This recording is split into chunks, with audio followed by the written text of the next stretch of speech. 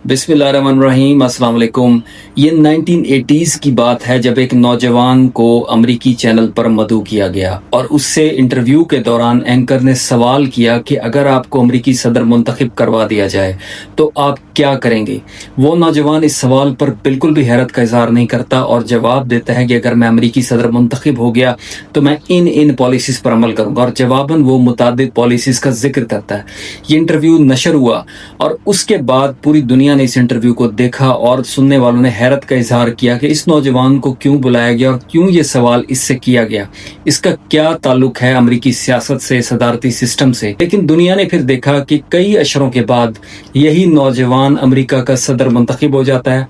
उसके बाद अगला इलेक्शन हारता है, फिर दूसरी बार मुंतखब होता है। दुनिया इस शख्स को डोनाल्ड ट्रंप के नाम से जानती है। शुरू में ये कहा गया कि डोनाल्ड ट्रंप आज़ाद ख्याल और एक फ्री इंसान है जिसका अमेरिकी डीप स्टेट से, वहाँ की इस्टेब्लिशमेंट से और खुफिया सोसाइटी से कोई ताल्लुक नहीं। ये आज़ाद है और उनसे लड़कर अपना निवाला छीन कर आया और सदर मुंतखब हुआ है। लेकिन अब वक्त साबित कर रहा है, अगर आप तारीख का मुताला करें तो अमेरिका का कोई भी सदर जो है वो उस खुफिया कुव्वत नादीदा हाथों के बगैर अमेरिकी सदारती ऐवान में दाखिल नहीं हो पाया। डोनाल्ड ट्रंप भी उन्हीं का मोहरा है। आज की वीडियो में मैं साबित करूंगा कि वो किस तरीके से उनके ग्रेटर इसराइल और ग्लोबल एजेंडे पर अमल पैरा है, किस तरीके से कामयाबी से इस पर अमल करता चला जा रहा है। जिन लोगों को इस बात पर, इस बयान पर हैरत है, उनके लिए इतना ही काफ़ी है कि जब थर्ड टेंपल जो कि यरूशलेम में बनाया जाएगा, मस्जिद अक्सा की गिरने के बाद वहां पर उसके मकाम पर जब थर्ड टेंपल तामीर किया जाएगा तो उस थर्ड टेंपल की तामीर के लिए एक सोसाइटी तश्कील दी गई है।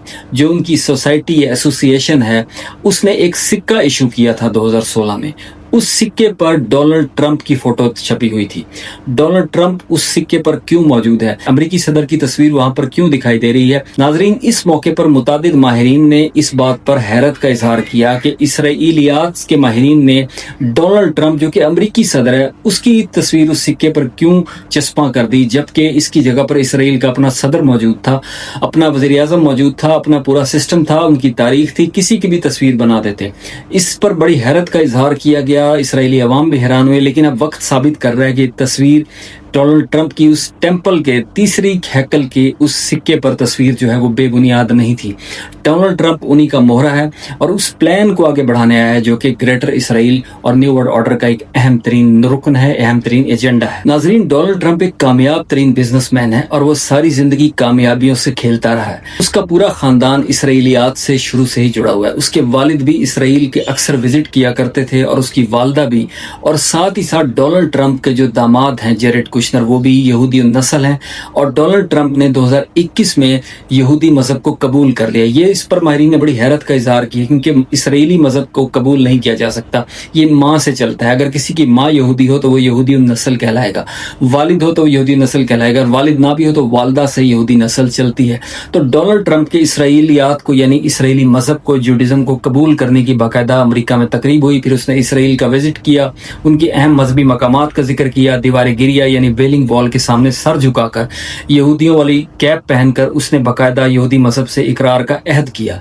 क्या वजह है कि उसके यहूदी मजहब कबूल करने को एक्सेप्ट कर लिया गया? क्या ये शख्स पहले से यहूदी था या उसने बरमला बाद में ऐलान किया? ये अभी तक छुपा हुआ राज है। लेकिन डोनाल्ड ट्रंप का यहूदी मजहब कबूल करने के बाद खुद को गैर अलानिया तौर पर इसराइली मकासिद और अहदाफ से जोड़ देना बिल्कुल हैरत अंगेज नहीं है। वो शख्स है जो इस टाइम तीसरी हैकल की तामीर में और नए मशरिक वस्ता में ग्रेटर इसराइल की क़याम में एक अहम तरीन रोल प्ले करने वाला है। पहले जंग अजीम, नाजरीन जिन्होंने देखी पहली जंग अजीम, जिस तरह आर्च ड्यूक फर्डिनेंड को पुरस्कार तरीके से कत्ल करके शुरू करवाई गई और एक छोटे से बहाने को जवाब बनाकर पूरे यूरोप को जंग में झोंक दिया गया। उसके बाद दूसरी जंग अजीम एडोल्फ हिटलर को इस्तेमाल करके, जिसकी अपनी माँ यहूदी नस्ल थी, उस शख्स को इस्तेमाल करके यूरोप में कत्लेआम करके नए नक्शे की तामीर करके अमेरिका को सुपर पावर बनाया गया। पहली जंग अजीम का मकसद ऑटोमन एम्पायर को तबाह करके एक आज़ाद यूरोप का क़याम था।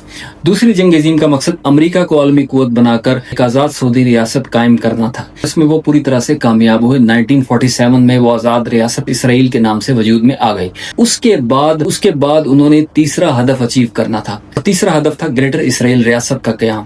और ग्रेटर इसराइल की रियासत के बनने के लिए यानी इसराइल के सुपर पावर बनने के लिए पुरानी सुपर पावर्स की शिकस्त और इंतहाई नागुज़ीर है। امریکہ بائی پولر ورلڈ کے خاتمے کے بعد واحد سپر پاور بن گیا، اس کو ختم کیے بغیر گریٹر عالمی سپر پاور اسرائیل نہیں بن سکتی تھی۔